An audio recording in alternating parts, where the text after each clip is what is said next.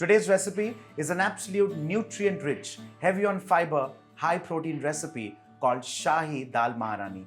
Literally, royal lentils for the queen. Let's begin. Well, the question remains, what is Shahi or royal about this dish? Well, to my knowledge, literally nothing, because there are no royal ingredients. There's no saffron, no almond, no kevda, no gulab jal, literally nothing. It is a very simple recipe, possibly just a nomenclature attached to it, called Shahi. Let's see how. First things first, a cooker on high flame. Well, this Dal Maharani is a combination of 4 different lentils, beginning with urad, which is black lentils, moong, green gram, rajma, kidney beans, and chana dal, which is Bengal gram. You wash all of this nicely, soak it overnight, and keep it ready, drained.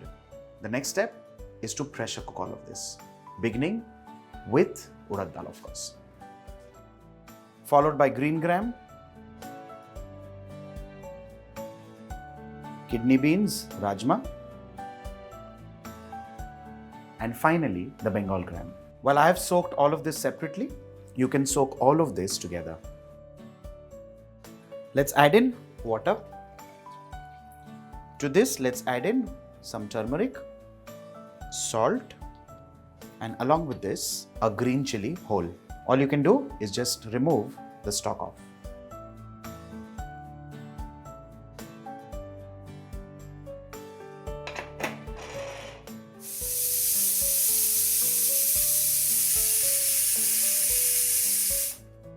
While the dal is getting cooked, let's change the burner, keep it aside, allow it to continue cooking, and we start making the tempering. Let's begin with desi ghee,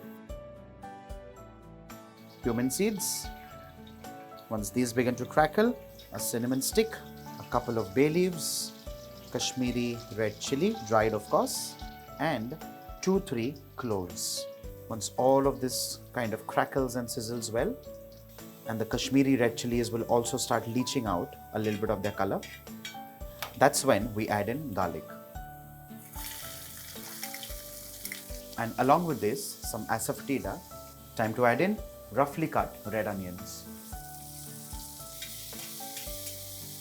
Well, the garlic, if you see, has turned nice, crisp and golden brown in color, and the onions have just kind of become translucent. Time to add in tomatoes.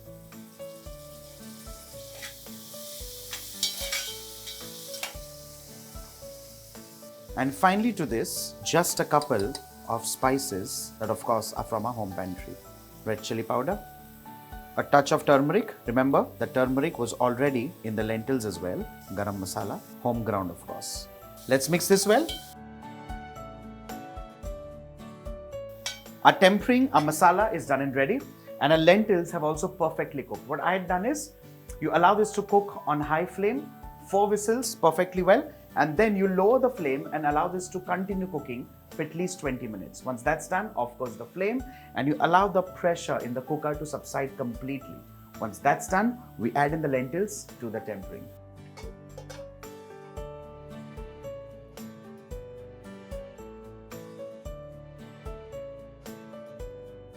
And along with this, some water.